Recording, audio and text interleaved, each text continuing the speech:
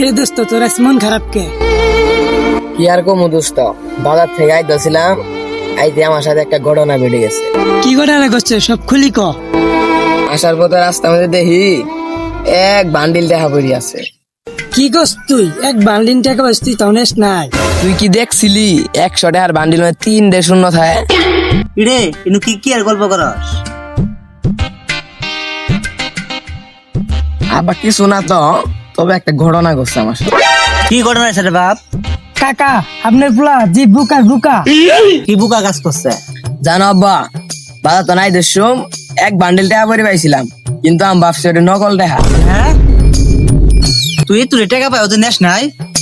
আব্বা কোন তুমি দেখছিলে 100 টাকার নোটের মধ্যে 3 থাকে? বুকা ছিল কই কি?